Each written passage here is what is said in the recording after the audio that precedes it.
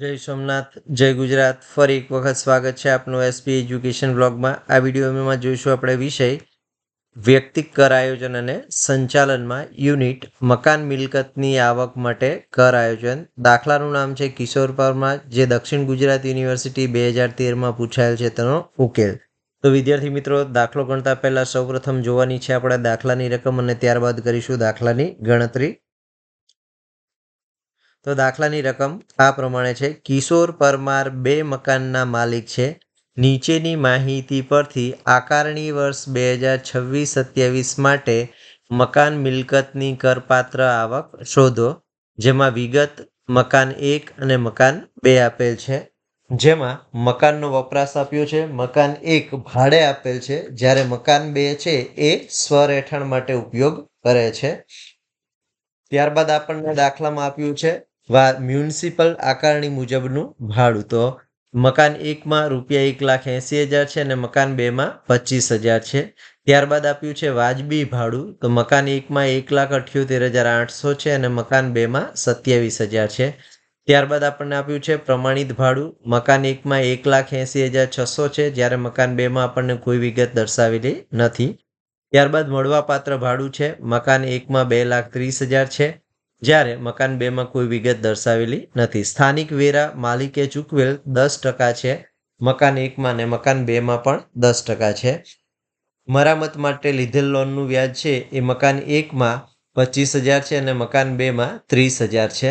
ત્યારબાદ મકાન ખાલી રહ્યાનો સમય છે એ મકાન 1 માસ માટે ખાલી રહ્યું છે, જ્યારે મકાન 2 માટે આપણને કોઈ વિગત દર્શાવેલી નથી.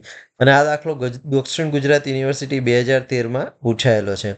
તો આ દાખલામાં આપણને વાર્ષિક માહિતી આપેલી છે અને આપણે પત્રક બનાવી અને મૂકતું જવાનું છે. તો સૌપ્રથમ જ્યારે મકાન મિલકતની આકારણી ચોખ્ખી કરપાત્ર આવકની ગણતરી કરતા હોય ત્યારે આપણે સૌપ્રથમ આ પ્રકારનું પત્રક તૈયાર કરી લેવાનું છે. તો પત્રક તૈયાર કરી લઈશું. કિશોર પરમારની મકાન મિલકતની શીર્ષક હેઠળ કરપાત્ર આવકની ગણતરી. ડાબી બાજુ લખીશું પાછલું વર્ષ 2026-27, પાન નંબર અને આકારણી વર્ષ 2026-27.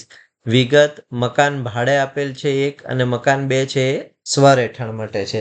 તો જ્યારે પણ દાખલામાં આપણને આ પ્રકારની વિગત આપી હોય ત્યારે સ્વરહેઠાણના મકાનનું જે વાર્ષિક મૂલ્ય છે એ આપણે ચોખ્ખું વાર્ષિક મૂલ્ય સુધી કોઈ જ ગણતરી કરવાની નથી, અને ચોખ્ખું વાર્ષિક મૂલ્ય આપણે શૂન્ય દર્શાવી દેવાનું છે અને તેમાંથી ફક્ત વ્યાજની રકમ અને મૂડીકૃત વ્યાજની રકમ બાદ મળશે, તો એ આપણે દર્શાવવાની છે. જ્યારે ભાડે આપેલ મકાનની ગણતરી આપણે સ્ટેપ 1 થી શરૂ કરી અને કપાત સુધી કરવાની છે. તો દાખલામાં સૌપ્રથમ આપણે સ્ટેપ નંબર 1 કરવાનું છે, વાજબી અપેક્ષિત ભાડું શોધવાનું છે. ત્યારબાદ સ્ટેપ નંબર 2 શોધવાનું છે, ખરેખર મળેલ કે મળવા પાત્ર ભાડું. ત્યારબાદ સ્ટેપ 3, પછી સ્ટેપ 4, પછી ગ્રોસ વાર્ષિક મૂલ્ય શોધવાનું છે, પછી ચોખ્ખું વાર્ષિક મૂલ્ય શોધવાનું છે અને પછી કપાતો બાદ કરીને મકાનની કરપાત્ર આવક શોધવાની છે. તો દાખલાની રકમમાંથી વિગતો જોઈતા જ રહીશું અને આમાં મૂકતા જઈશું અને ગણતરી કરતા જઈશું. તો દાખલાની વિગતમાં સૌપ્રથમ આપણે ગણવાનું છે સ્ટેપ નંબર 1 મુજબ વાજબી અપેક્ષિત ભાડું. વાજબી અપેક્ષિત ભાડું ગણવાનું હોય ત્યારે સૌપ્રથમ દાખલામાં આપણે મ્યુનિસિપલ આકારણી મુજબનું ભાડું ભાડે આપેલ મકાનનું દર્શાવી દેવાનું છે. પત્રકમાં સ્વરહેઠાણ માટેનું ધ્યાનમાં લેવાનું નથી. તો દાખલામાં આપણને મ્યુનિસિપલ આકારણી મુજબનું ભાડું આપ્યું છે. મકાન 1નું જે 1,80,000 ભાડે આપેલ છે, જ્યારે મકાન 2 સ્વરહેઠાણ છે એટલે એને ગણતરી કરતી વખતે ધ્યાનમાં લેવાનું નથી. તો મ્યુનિસિપલ આકારણી મુજબનું ભાડું 1,80,000 છે એ આપણે પત્રકમાં દર્શાવી દઈશું. તો પત્રકમાં લખીશું એ મ્યુનિસિપલ આકારણી મુજબનું ભાડું વાર્ષિક 1,80,000, જ્યારે સ્વરહેઠાણમાં કોઈ વિગત દર્શાવવાની નથી. હવે મ્યુનિસિપલ આકારણી મુજબનું ભાડું દર્શાવ્યા બાદ આપણે વાર્ષિક ભાડા સાથે તેની સરખામણી કરવાની છે અને બેમાંથી જે વધુ ભાડું હોય તે ધ્યાનમાં લેવાનું છે. તો દાખલામાં જોઈશું આપણને વાજબી ભાડું આપ્યું છે મકાન 1નું 1,78,800, જે આપણે પત્રકમાં દર્શાવી દેવાનું છે અને મ્યુનિસિપલ આકારણી મુજબના ભાડા સાથે સરખાવવાનું છે. તો પત્રકમાં લખીશું વાજબી અપેક્ષિત ભાડું વાર્ષિક 1,78,800.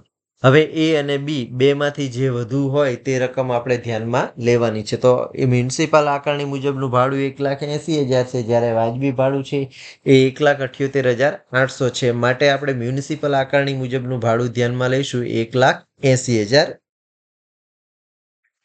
હવે આ ભાડાને આપણે પ્રમાણિત ભાડા સાથે સરખામણી કરવાની છે, એટલે કે આ ભાડું પ્રમાણિત ભાડા કરતાં વધવું જોઈએ નહીં. તો દાખલામાં આપણને આપ્યું છે પ્રમાણિત ભાડું 1,80,600. તો 1,80,600 ને આપણે પત્રકમાં દર્શાવી દેવાનું છે પ્રમાણિત ભાડું વાર્ષિક 1,80,600. હવે બંનેમાંથી જે ઓછું હોય તે આપણે અપેક્ષિત ભાડું સ્ટેપ નંબર 1 મુજબ ધ્યાનમાં લેવાનું છે.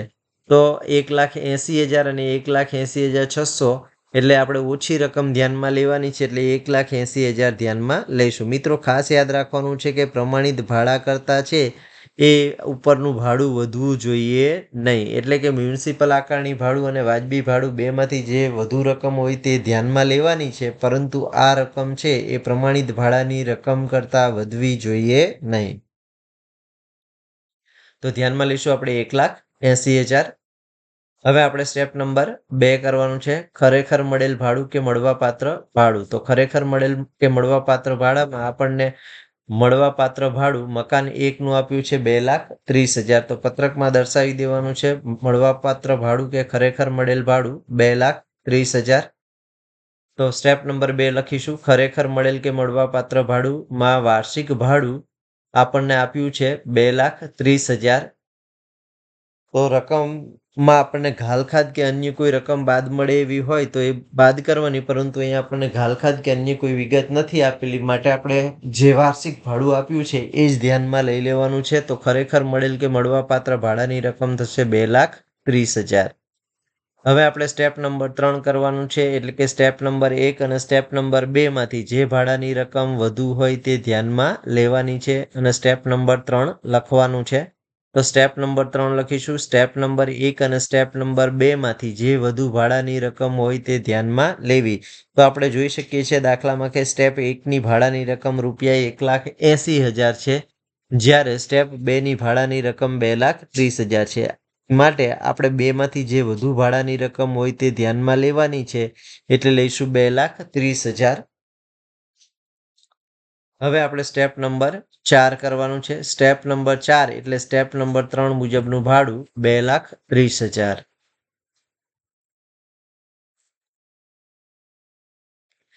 હવે સ્ટેપ નંબર 4 માંથી આપણે મકાન ખાલી રહ્યા હોય એનું સમયનું ભાડું બાદ કરી અને ગ્રોસ વાર્ષિક મૂલ્ય શોધવાનું છે. તો દાખલામાં આપણને મકાન ખાલી રહ્યાનો સમય આપ્યો છે આપણને 1 માસ. હવે 1 માસનું ભાડું આપણે ગણવાનું છે. તો 12 માસનું 2,30,000 છે, તો 1 માસનું કેટલું? તો 2,30,000 ને 12 વડે ભાગીશું તો આપણને મળશે 19,167 રૂપિયા ભાડું, જે આપણને બાદ મળી શકશે, કારણ કે આ સમય દરમિયાન મકાન ખાલી રહ્યું હોવાથી મકાનનું ભાડું મળવાનું નથી.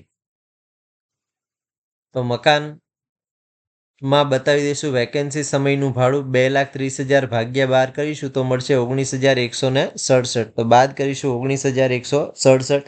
2,30,000 માંથી બાદ કરીશું 19,167. તો ગ્રોસ વાર્ષિક મૂલ્ય એટલે કે ગ્રોસ એન્યુઅલ વેલ્યુ જીવી એ મળશે આપણને 2,10,833. હવે આમાંથી આપણે મ્યુનિસિપલ કરવેરા બાદ કરવાના છે, અથવા તો દાખલામાં આપણને સ્થાનિક કરવેરા આપ્યા હોય તો તે રકમ બાદ કરવાની છે. તો દાખલામાં સ્થાનિક કરવેરા માલિકે ચૂકવેલા છે 10% આપેલા છે, તો 10% છે એ આપણે મ્યુનિસિપલ આકારણી મુજબનું જે ભાડું છે એની ઉપર ગણતરી કરવાની છે. તો મ્યુનિસિપલ આકારણી મુજબનું ભાડું છે એ 1,80,000 છે, ને 1,80,000 ના 10% લેખે કરીએ તો સ્થાનિક કરવેરાની 18,000ની રકમ આપણને બાદ મળી શકે. એટલે કે ગ્રોસ વાર્ષિક મૂલ્યમાંથી સ્થાનિક કરવેરા કે મ્યુનિસિપલ આકારણી મુજબનું જે કરવેરા છે એ બાદ કરીશું તો આપણને ચોખ્ખું વાર્ષિક મૂલ્ય એટલે કે નેટ એન્યુઅલ વેલ્યુ મળશે. તો બાદ કરીશું સ્થાનિક કરવેરા મ્યુનિસિપલ આકારણી મુજબનું ભાડું 1,80,000 ના 10% લેખે 18,000. 2,10,833 માંથી બાદ કરીશું 18,000 તો ચોખ્ખું વાર્ષિક મૂલ્ય એટલે કે NVA નેટ એન્યુઅલ વેલ્યુ મળશે આપણને 1,92,833. જ્યારે સ્વરેઠાણ માટેની મકાનની ગણતરી હવે અહીંથી ધ્યાનમાં લેવાની છે અને સ્વરેઠાણના મકાનનું મૂલ્ય આપણે શૂન્ય કરી દેવાનું છે.